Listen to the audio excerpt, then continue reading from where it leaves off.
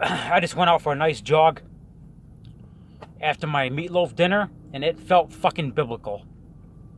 Happy birthday to my good friend, Call Me Joker. Anyway, breaking news coming out of Michigan. You ain't gonna believe this. An earthquake. What? In Michigan? Yeah. My home city, Detroit, felt an earthquake. I was watching the live stream of a news reporter. Many people around Metro Detroit felt an earthquake. It actually happened in Canada, but it was felt throughout Metro Detroit. Those people reportedly felt it in Warren, Grosse Pointe, many parts of Detroit City, Dearborn Heights. I think somebody said in Garden City they felt it.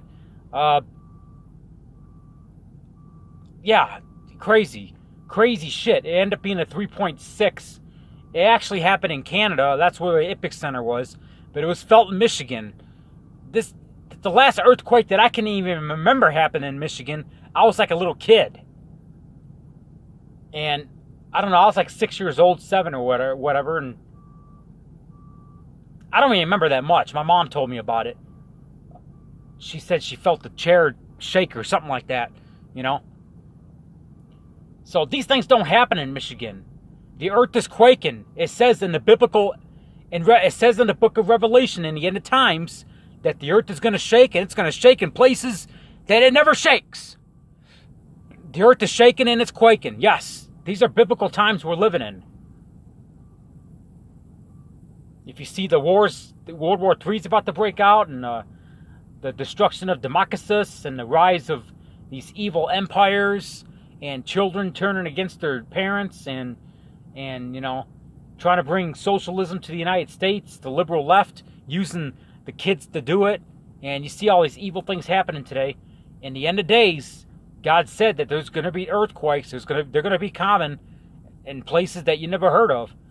You know, could this be it? You know, could this be the start of something else in Michigan? We don't know. We're still waiting on the big one in California. So, where allegedly people said that California is going to break off and go into the ocean. That's not exactly how it's going to happen. It's going to happen the San Andreas Fault, which runs straight down the center of California. That thing's going to break up one day, and it's going to shift, and the water is going to fill where the fault is, and like half of the state is going to be split in the water. It might take like 100 years for it to fully, whatever, you know what I mean? I mean, you look at the shit that's going on in California.